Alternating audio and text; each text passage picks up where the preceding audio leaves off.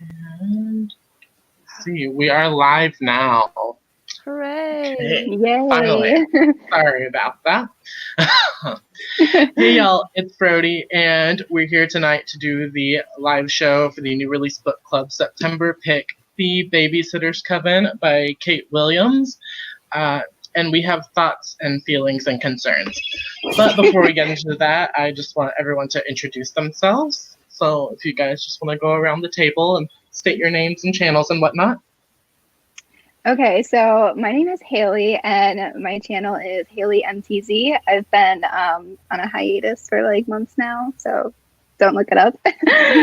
And I gave this book 2 stars. I don't know if we're giving ratings, but I gave it 2 stars. Okay, who's next? Should I go next? Yeah, go Sure. for it. Okay. I'm RC from Neku the Book Lock, and I was on hiatus for like 6 months, but then I came back, much to many of my subscribers' chagrin. Would that be the word? Anyway, I also rated this book 2 stars. Came very close to 1 star, but there were a few things that kind of bumped it. The T. I'm Liz. My channel is The Lazy Booktuber. You know, very like speaks to my personality. I've been here for like a year and a half, but I also took a 6-month hiatus in there. And I don't give star ratings generally, but if I did, I don't know. I think I'd give this book enough stars to cover the jacket. That's how I'm feeling right now. Yeah, I mean, it's 2 stars just for this one, and then that one. That's 2 stars. Okay. Yes. That's fair. That's fair. Okay, so this is gonna be fun. I am scared. So let's just go straight to the questions because I'm a Virgo and I'm organized. What were your expectations going into this book, and did it or did it not meet those expectations? And like why? What were you expecting, and what did it deliver or not deliver? It wasn't gay enough. Yes, it wasn't gay. I think we all agree on that. I That think it we can all agree was on that. misleading. This cover is like very bisexual. That literally screams like chaotic bisexual, Yes. Yes. and we didn't get I feel that. like I think they just did it so that way they could get the money from like people who would think it was gay. I mean, not to put that out there, but to put that out there. Well, Maybe. also, I can see like that. I pointed out in like, because we have a group chat, people know this. In the group chat, like if you go on Goodreads, the synopsis says that like the new girl is like hot as hell and stuff like that. So I was like, this is the female main character, and then we get the new girl who they're describing as like very hot. So I was like, bye. Yeah, that was Yeah. in the blurb as well in the synopsis. Mhm. So I don't. I wish it was gay. I also wish it was gay. Also, That was the only I expectation I had. was expecting it to be more action-y, Yeah. and instead it Mhm. felt like a slice of life type thing. Yeah, I feel like it didn't really pick up until like 60% through the book. It's just Yeah. It's just, The plot was just not. It was non-existent. okay. Speaking of the plot, do any of you want to like summarize the synopsis for the people who are watching who like might not have read it, or? I feel like it's really hard to summarize because it's Yeah. like, what even is it? There's menial tasks for about like 60%, and the pacing is all over the place. So Oh, like God. when the plot happens, you're like, oh my god, plot, and then you're like, wait, it's over? Yeah, There's also insta love, but at the same time, no relationship at all. Yeah. yes.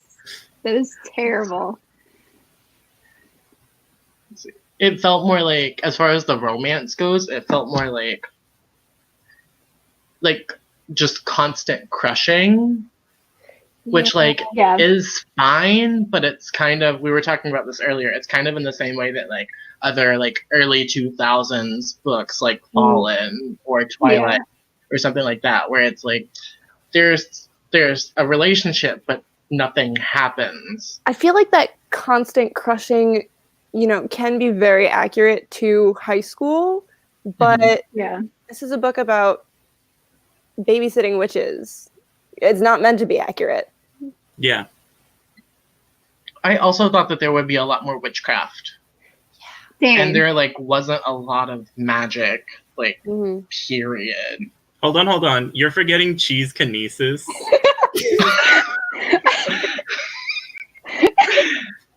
If we're When I being read honest, that- I forgot about like 90% of this book. How can you forget cheese kinesis? That was like the one thing I did remember. I The whole laughed thing. so hard. I was sure I heard it wrong. Like, I was sure. I was like, this is not happening. It happened. Like, I do think it was clever. What bit of the magic system we did get, I think, was not like something I'd ever seen before necessarily. You know, with the more modern ingredients and everything. Yeah. But it was not developed enough. Yeah, no, it was really surface level. That segues perfectly into our next question. It's almost like I sent you guys a list of this. How did you feel in general about the magic, like as a whole? Did you think it was interesting, or were you just kind of like, eh? Generic.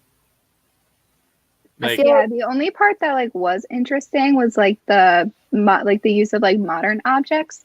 But like other than that, like I thought a lot of it was kind of dumb. Like the cheese kinesis, like what use? like that's why that's one of the reasons it feels like an aged up middle grade. Like, it's interesting that she tried to do these different things with the magic system, but it wasn't, one, interesting, like when you actually get down to it, or two, developed enough to feel like an authentic system. It just felt more like plot convenience. Yeah. Okay, we have a question in the comments. B from like Bookish Pisces / Bewitched Books says, I almost picked this up the other day at the bookstore. Thank God I waited. Yeah. Yeah. What was I your did not pay favorite for part? this. That's What the was your key. favorite part of the book if you had one? Okay, I have one. I have one that I will. I actually, so I stand this fucking part, and it pisses me off that this character gets belittled for this. Okay, so there's a scene where like the cheerleaders come up and they're like, "Hey, you're the uncool kids, and we're pissed because you've been flirting with our man." And then like Cassandra, the Bicon, man. their collective man. I mean, it felt like that pretty much. It did. But so like they're hounding the Bicon, Cassandra, and Esme, the main character. And while they're like hounding them, they get into like this fight, and then Cassandra like busts out her powers on them. And I was like, you know what? Yeah, you fucking should. Like, these people are literally attacking you for no reason. You know what? You probably should scare them. Also, yeah, maybe burn them a little. Like, I was fully supporting Cassandra the whole time when she was running around. Like, I think Cassandra had the right attitude for this book. And Yeah, she was a bad bitch.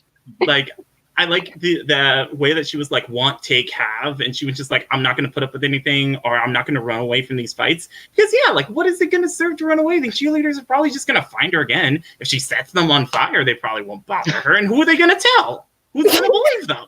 Wait, I have a question. Believe them. What do you think her zodiac sign is? Cassandra? Yeah, Ooh. She is a Sag. that's what I was thinking. I was either thinking Sag or Aries. I was also thinking Aries.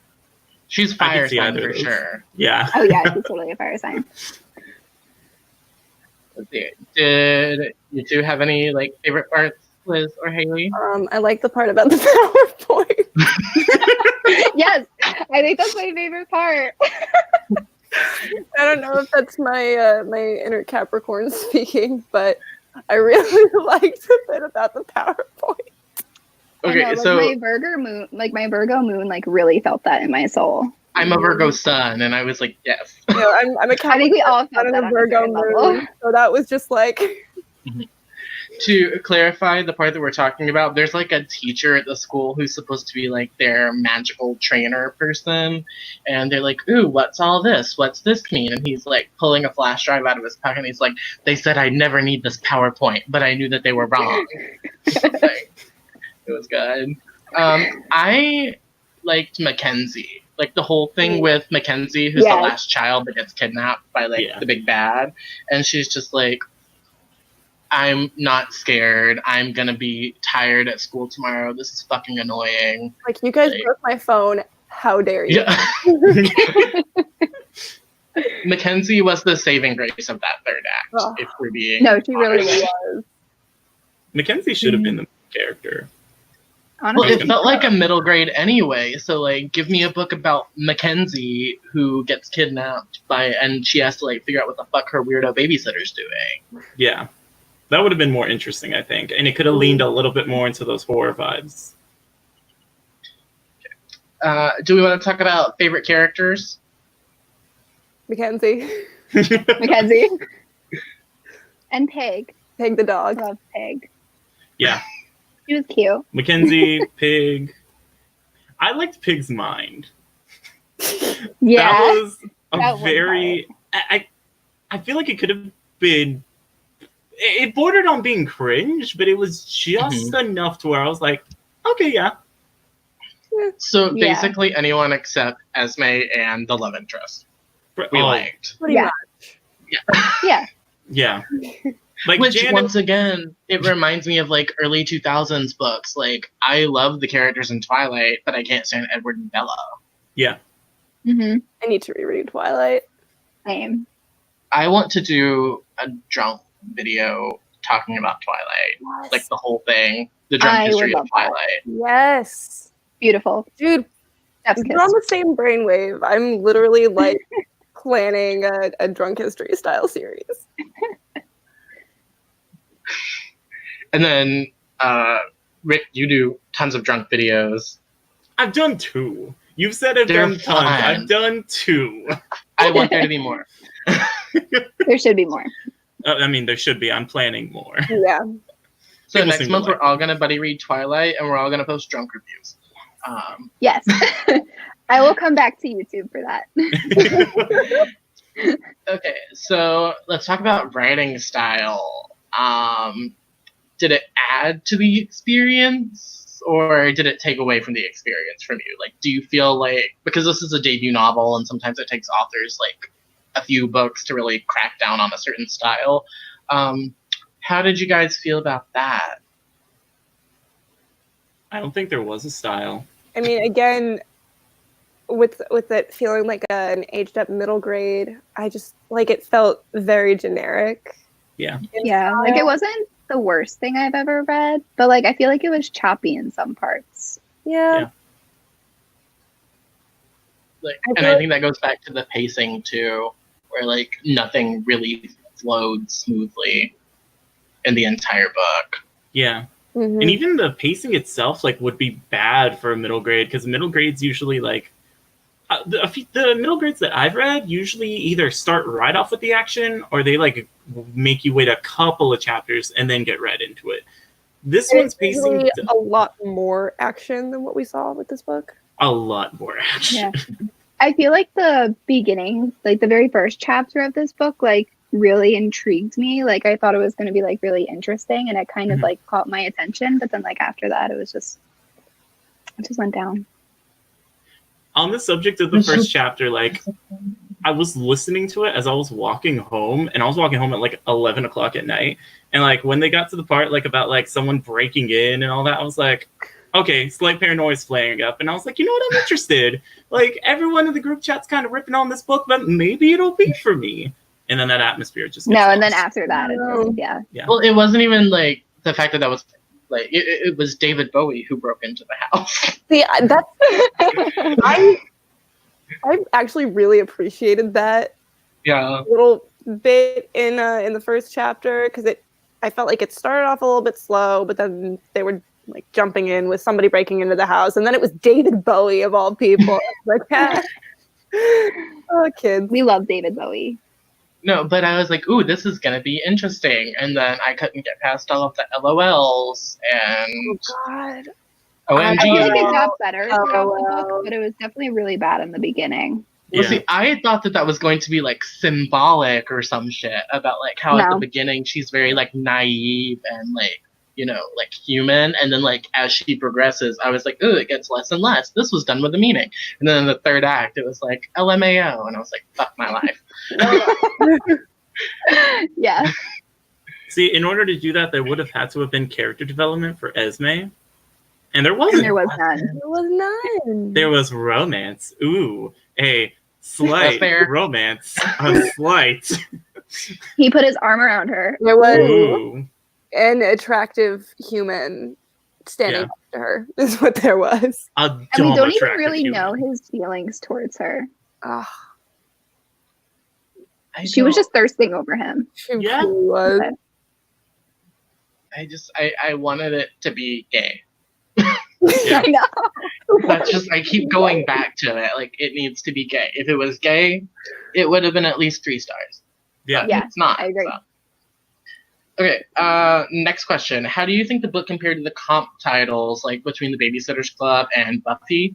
And what other media, like books, movies, TV shows, would you compare this to? Or if you were doing like if you like this, read the Babysitters Coven, if you were for some reason to do that.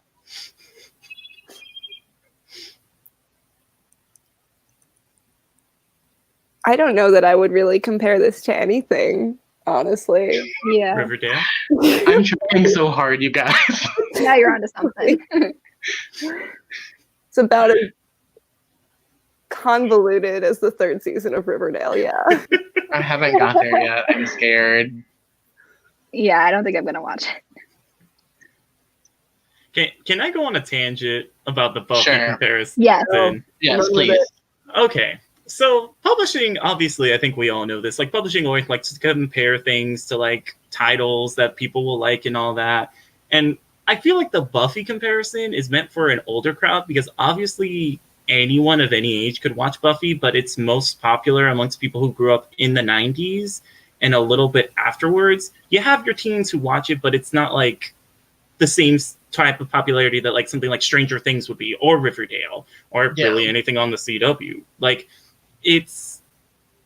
one, that feels like it's more for the older crowd, but 2, there's no actual like similarities between them, except maybe on a surface level of, oh, here's a girl with powers and a guy who trains her, and that's about it. Like, Yeah, that was literally it.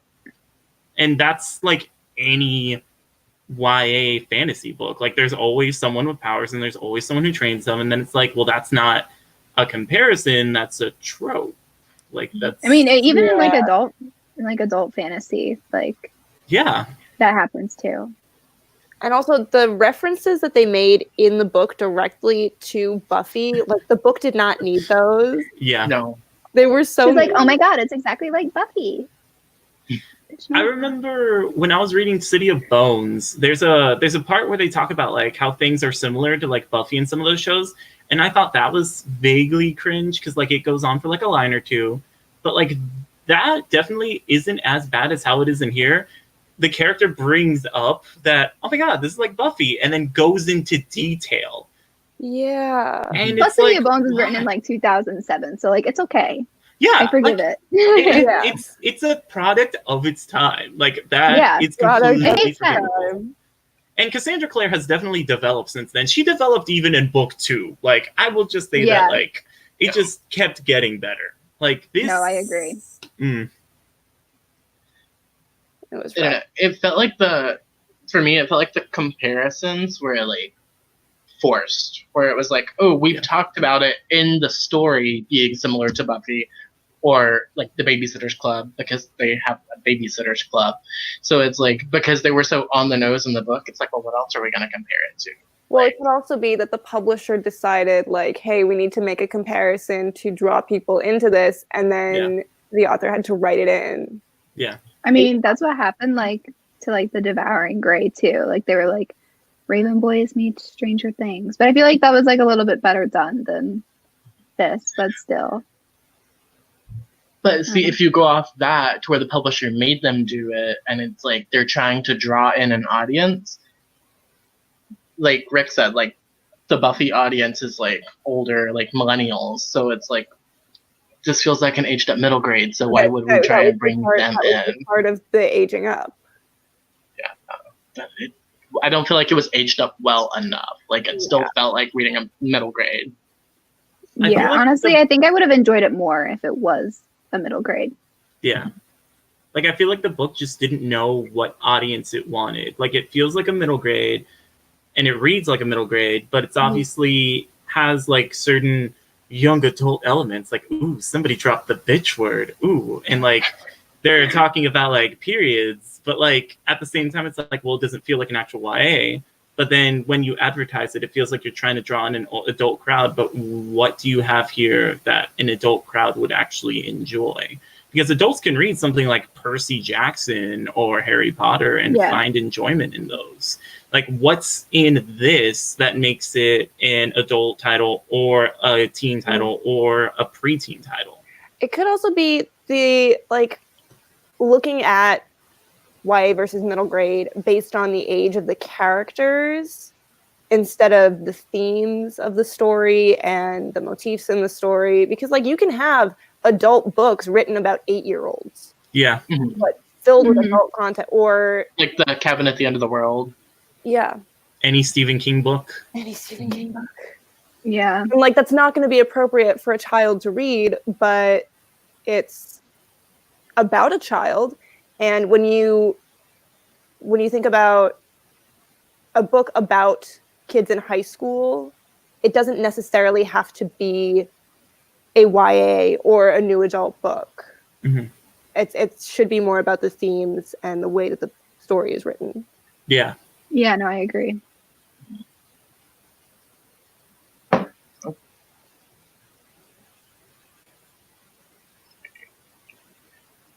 Okay. Getting into spoilers. The third act was where things were supposed to happen, and there was a lot of build-up for that. But did you feel like the build-up was worth what we got, or did it just kind of like flop for you? See, Nothing happened. Nothing happened. I feel like the build-up was non-existent, but then also the climax or whatever was supposed to be the climax. It was just like, oh, okay. Guess we're here now. Oh, that happened, and now it's over. It was also kind of like predictable. Yeah. Yeah. Like in one part, it said something about like the work boots, like before like the whole like climax happened. It had mentioned something about the work boots, and it was like, oh, it's Dion. I just figured it was him because he was the male in the story. I was like, okay, so obviously. The one obviously. Yeah. At first, I thought it might be Brian, just because, I thought like, it could potentially be Brian. Yeah, especially I when think like I they would've made him liked it seem better if it was. suspicious. It would have been a lot better. Like, I think I would have preferred it because, like, I mean, Dion's still dumb, but it would have been more interesting. Also, like, okay, so there's like no real buildup. There's like hints, small hints. But, like, did anyone else here see anything happening with Cassandra's dad? Because I felt that came completely out of nowhere. Oh, that came out of nowhere. Oh, yeah, it came out of nowhere.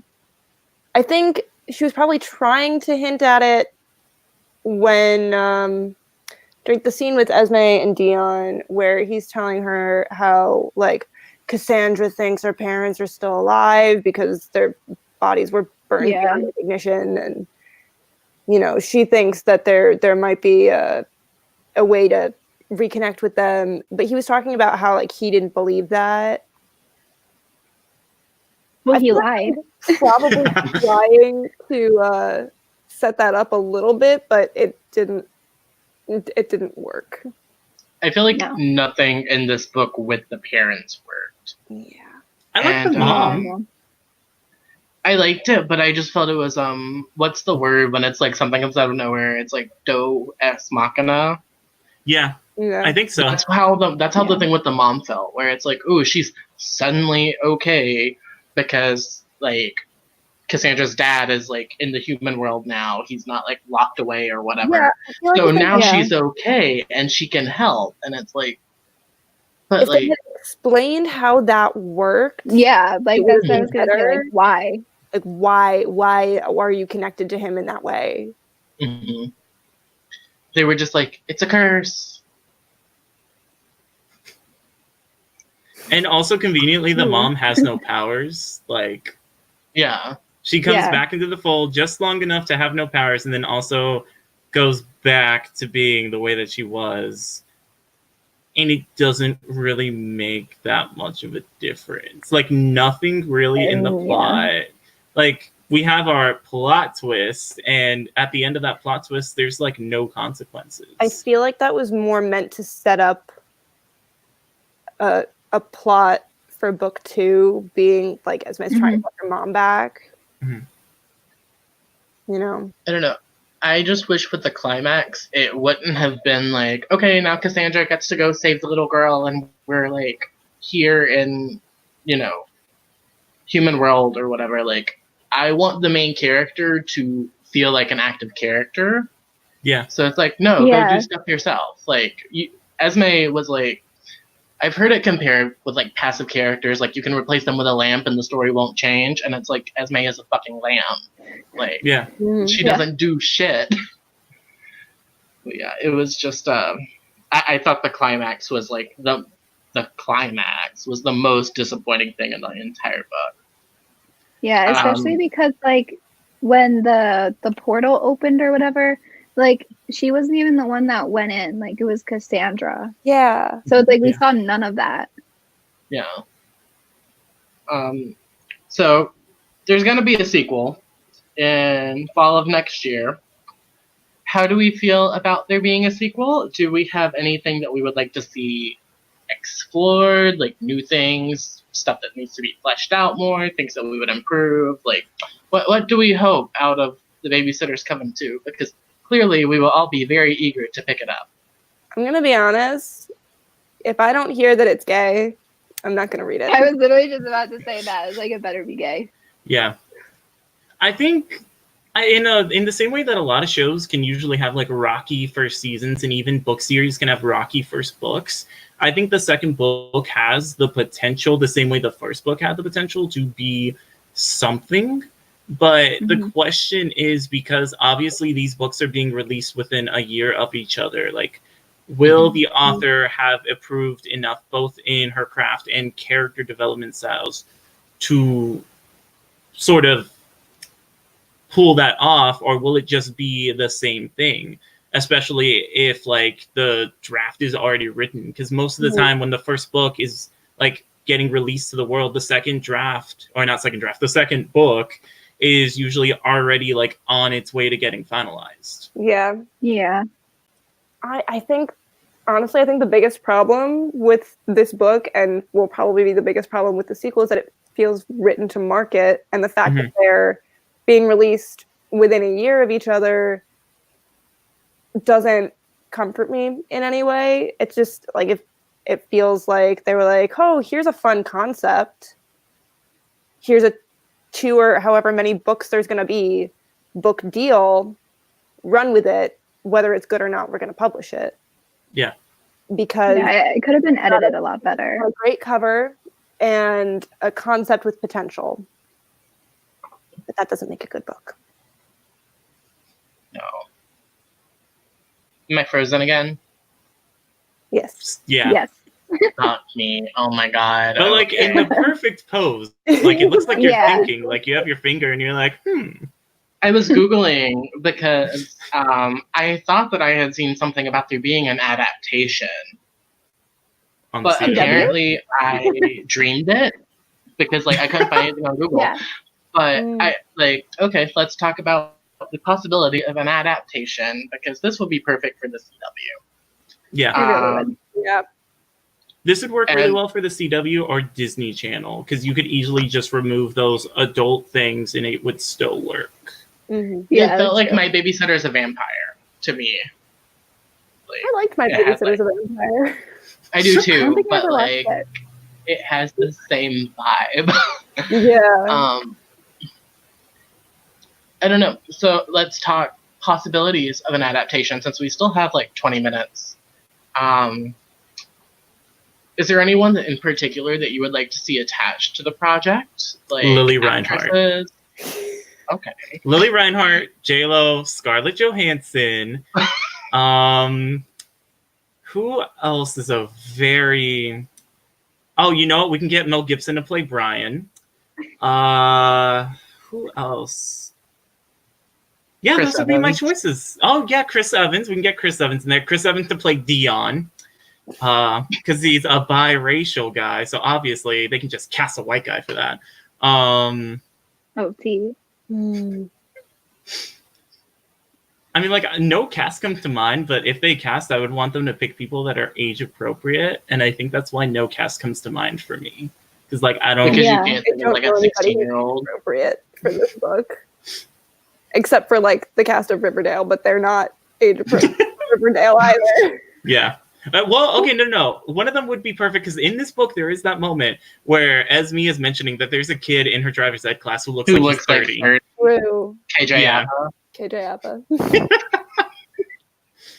Yeah. That was pretty funny. Oh my god. I don't know. Do you feel like this book might have been written just to get adapted? You Because, mean like like, Handbook for Mortals? yeah, because that's Oh straight my up God, what Lanny straight Sarum up. did. I think it could be. It's just a very long pilot pitch for a CW. Yeah. Yeah. It's like, this is the script. You have to say LOL out loud 47 times in the first episode. I do feel like I would like this better if it were a TV show. Like, if I were consuming it through a different lens. Yeah. Mhm. Because I feel like it's not meant to be like some fine piece of literature. It's meant to be brain candy. But I don't like brain candy books. I like brain candy like on my screen. You know what I mean? Yeah, same. So like, I don't know, maybe I would have liked it better had I listened to the audiobook, but apparently not, because that didn't work for either one of you. Okay, I feel like well, the audiobook was a little better. It the was. audiobook was more enjoyable. I know I would not have finished this had I had physically been doing it. I would have been stuck at 40% like Haley had been. Like, I Yeah. I would literally not me have. until today. I got halfway through this book and had to put it down and read Jane Eyre to just like Oh dear. feel better. Palate cleanser. Yeah.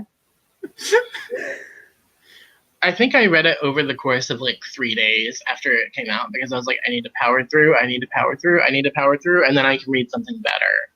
Like, I just made myself read it so I can finish it and do this. Yeah. But Mhm. had this not been for a live show, I would have DNF'd it, and I don't DNF. No, I would have anyway. too. Yeah, I would have DNF'd it. Okay, so do we want to talk about final thoughts that we have, ratings, all of that fun stuff? I'm just sad. Yeah. I had a lot of hope for this. I know, I did too. Because, like, the cover was cute. I really did like the concept of, evil fighting babysitters. I don't know. Maybe that's just because I've been babysitting for 10 years. Oh, wait, that one part that was so stupid. The babysitters don't kill or whatever. That was was a so dumb rule. dumb. That was a So dumb dumb. rule. It's a really dumb rule. It makes no sense. It's there for plot convenience. Like, I want to see them kill someone. I'm kind of hoping like they go that way. Like in book 2, I could see Cassandra straight up being the one to do it, and like, or if like somehow, some way Janice gets involved again, I think Janice would straight up cut someone's throat and be like, "All right, Yeah, well, we'll she stay." would. I mean, she's not a babysitter. She doesn't have to adhere to the babysitter's That's kill. true. That's the loophole. Yeah. I don't know, because like the babysitter don't kill rule just exists for some of the, like, okay, if the babysitters could kill, they straight up could have just killed this guy at the end of this book, and then Esme's mom would have been fine. Mhm. Like, Dion probably would have been all, "Ooh, you killed my dad. Ooh, I was gonna kill a kid, but now I'm upset." Ooh. But like, But then Esme would have just thrown him in the trunk again and everything would be fine. yeah, like Exactly. it just, it's a dumb rule. So dumb, especially when it's being compared to Buffy. Like, they're And- not supposed to kill innocents. I'm sorry, but like I worked as an au pair for a year, and my best friends from my time, working with kids, and like any one of us, anybody comes near our kid, anybody tries to hurt our kid, it's like the devil comes out of us. Yeah. Like a real life babysitter will absolutely cut you if you come near their kid. Yeah. And I don't even think that's part of the job description. It's just like a human reaction. Yeah. Yeah. Plus, there's like demons and stuff. Like, why wouldn't you? Like, Right. it just makes no sense. Like, you just have to send them back to the other side. Like, what does that solve? Yeah, like if the demon just killed like 13 people, you don't go, oh, Mr. Icarus, you got out again. Time to put you back in. You killed 13 people. It's like, I could understand if like there was a demon who broke out and like he broke into IKEA and took like a sofa. Then you're like, okay, yeah, like I'm not gonna kill you. You took an IKEA sofa. Like just go back to the demon world. But if like they're literally murdering people, like Yeah. It reminded me of like Shadowhunters Gone Bad. yeah. Cassandra Clare did it better. A lot of this book, like, because it's a product of its time, like, I think it shares a lot of those similarities with a lot of those books, but City of Bones feels like it got a lot of this, like, correct. The whole, oh, there's this other society. Did. Like, it just straight up did. Like, and in City of Bones, like, you're not supposed to, like, obviously, like, assault the downworlders or stuff like that, or, like, fight, but if someone's literally life-threatening someone else, it's like, okay, yeah, just, like, cut them. Like, get rid of them. Exactly. And also, the issues that they have with the portals, like, they've sealed up the portal, but they can't keep it sealed. And so any demons that they're sending back can very easily just wander through again as soon as the portal's open. Yeah. Why? Sequels. Franchise. Like, this Gotta system keep that plot obviously open. isn't working. Like, they obviously need more babysitters. Two, okay, you know what? Actually, if we're gonna talk a little bit about the ending, so those 4 like women show up to like save the day and everything, and then once everything is fixed, they just disappear. They don't even talk with them. Like, I blacked out during that part. Like, it was insulting. I don't even remember what happened at that part. No idea. They came out of nowhere. Mm-hmm. Plot convenience. I'm at a loss for words. I honestly actually like forgot that happened, but now that you've brought it up, I'm just like, oh my god. Yeah, I like vaguely like remember like listening to that. See, I remember it vividly because at one point, like, she's talking about like the 3 women and she's describing them, and they all have like just normal descriptions. And then the last one, she's like, and then there's Jamie Lee Curtis's character from Halloween. She's like, and then there's Jamie Lee Curtis, and it was like, wait, what? Like, is this actual? I missed that.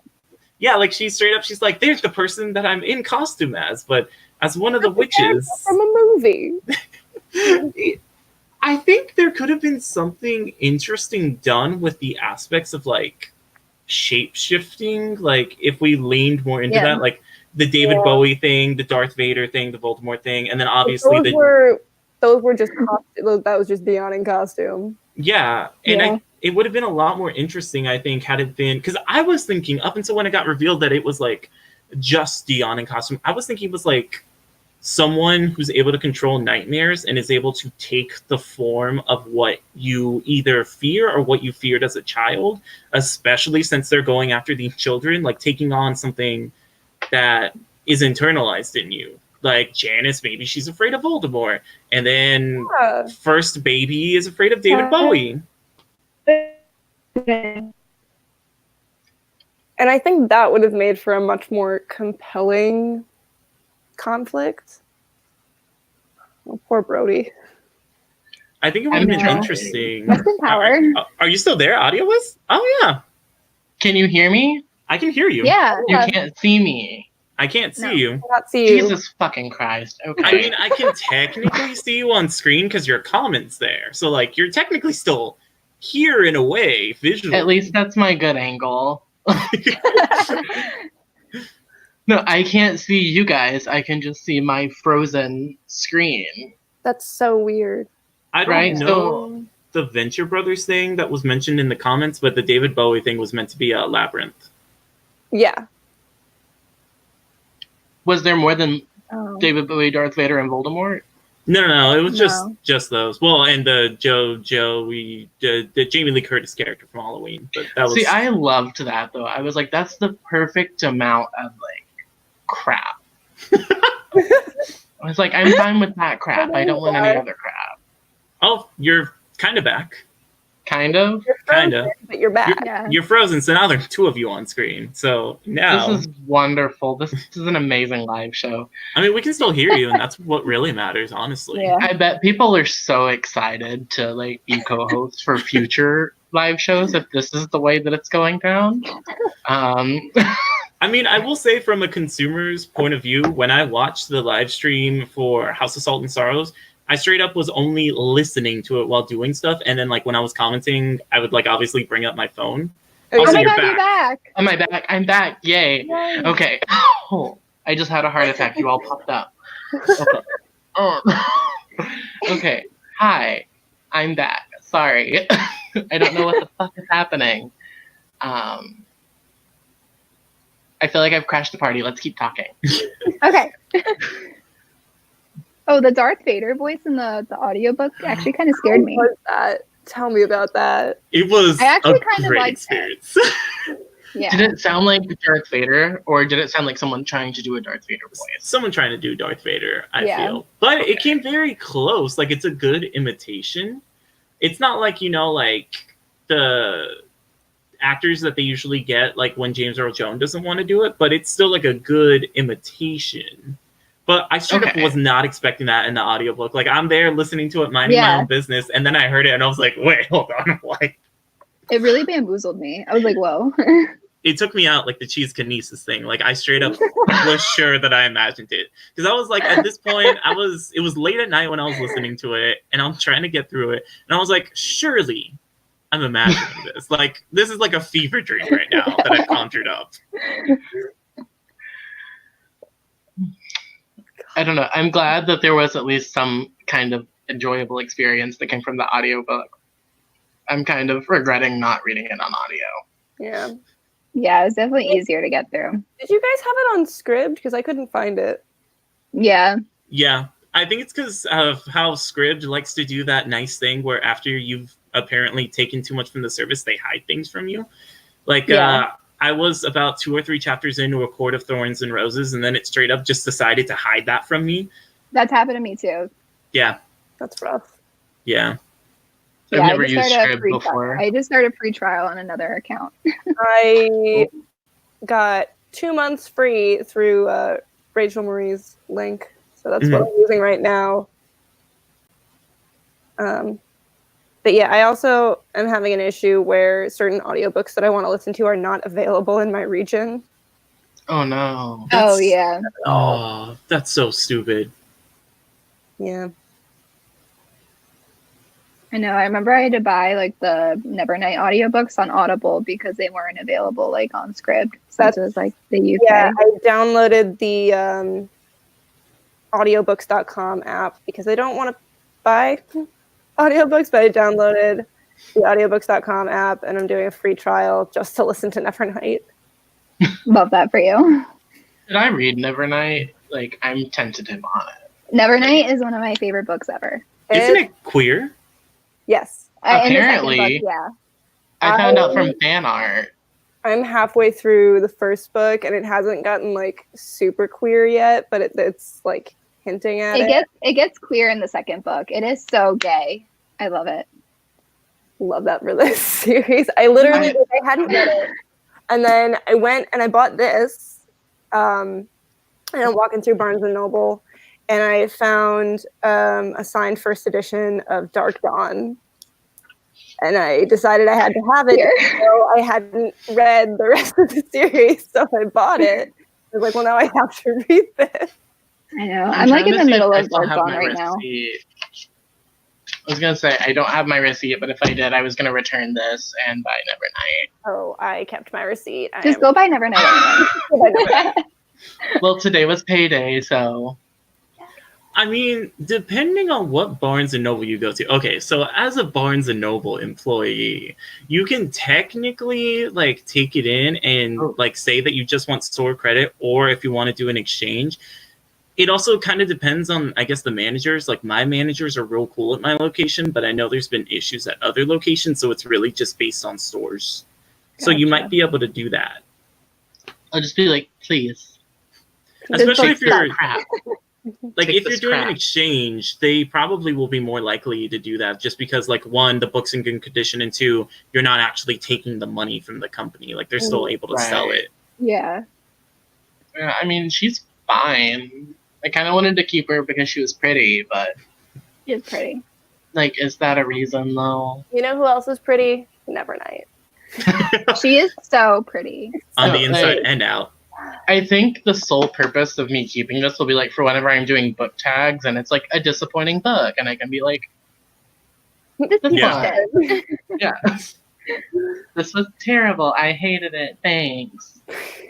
I might listen to it again because I kind of want to do like a fixing or rewrite video based on the Babysitter's Coven because there's enough concepts there to where you can make a very interesting story. And I think a lot of the issues just lie in pacing, in character development. Like, I think it can be salvaged. And there definitely, there needs to be more gay in there. But like, I think I'm probably going to do that just so that way I can do like that video. Write a fan fiction that makes this look like fan fiction. Can we just like write out Dion? Can you just like not exist? Cut him out. And take out the no killing rule. Take out the fact that everything was set in motion by a fart joke. See, I think the no killing rule could be interesting if and only if it's something they rebel against. Say like, okay, so to compare it to a little bit to Buffy. So in Buffy, like she's being trained by a Watcher, and the Watchers have like this whole council, and the council are all just men. Like it's literally symbolism for a patriarchy. And Buffy like is supposed to do all these different things, and then finally decides like, no, like screw y'all. Y'all don't know what it's like. Y'all have no idea like what I have to go through. Like I don't need y'all, and I'm just gonna do whatever I want to do. And I think that could be an interesting plot point in this if they're like. But obviously, like, all the witches that we've met so far have been women. So, like, you can't do that same sort of thing. But I think it would have been more interesting had it been something you could rebel against. Because, like, what really is the point of that rule? Yeah. I don't think there was a point. I think it was just so they can be, like, the good guys. You know what I mean? It's so Joker can escape from Arkham again. Okay, we are about to have to wrap it up because it's been almost an hour, and I don't like to keep these things longer than that. Do you guys have anything you want to plug? Any videos or book clubs or, you know, like whatever you do? I want to give you guys a chance to, you know, plug it. Well, my BookTube newbie tag is still up. It's like the one video I did in private.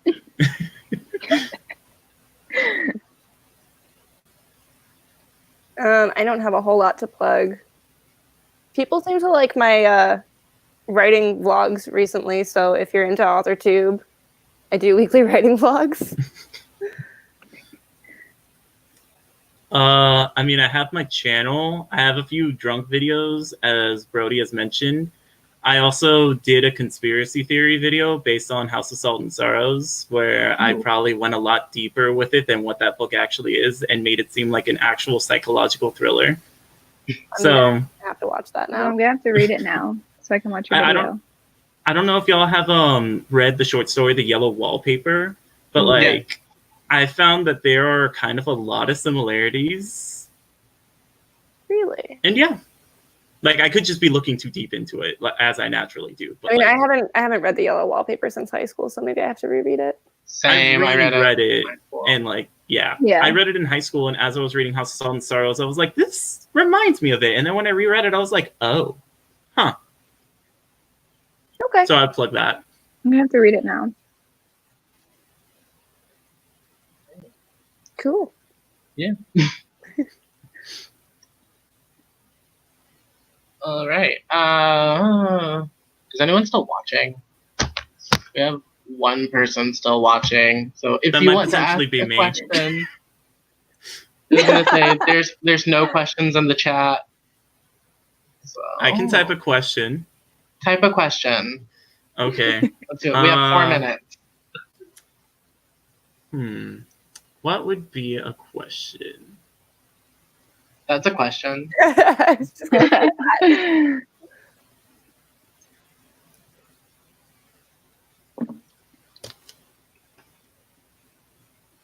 I typed my question.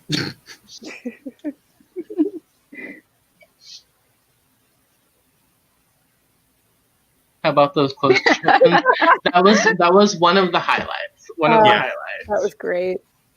I enjoyed that part. Like that. I feel like on a like being able to picture characters, I was able to a certain extent. You know what? Actually, can I very briefly mention that like I feel like the characters are post-it note representation.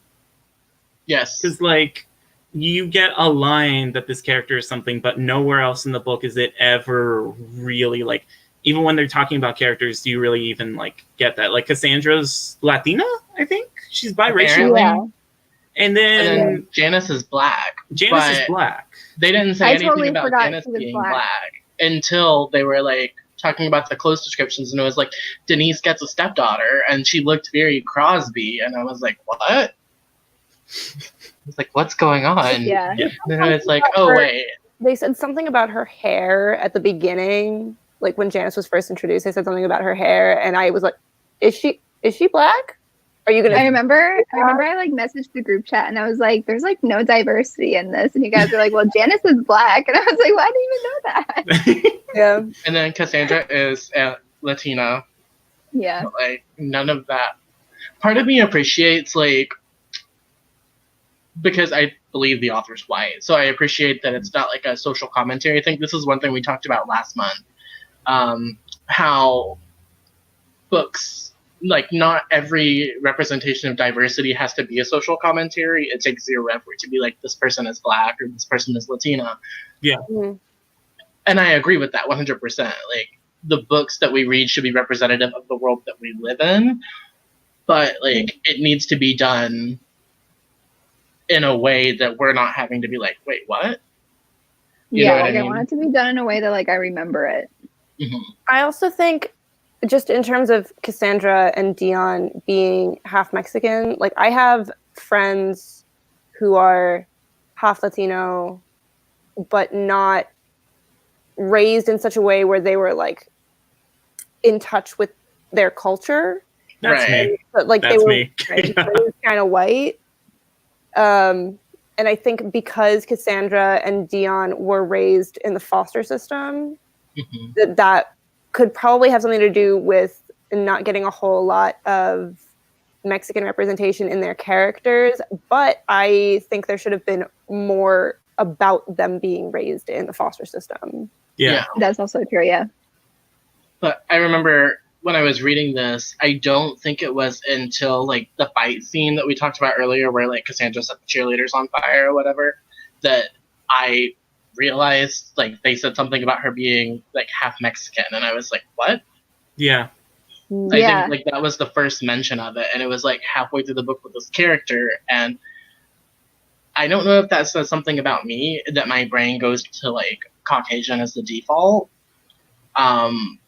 which it probably does, but I feel like if you want to have representation that matters, it needs to be like stated. Yeah, from the beginning. Yeah. It's like it kind of reminds me of like the J.K. Rowling thing, where it's like, oh well, Dumbledore's gay, but you didn't talk about that.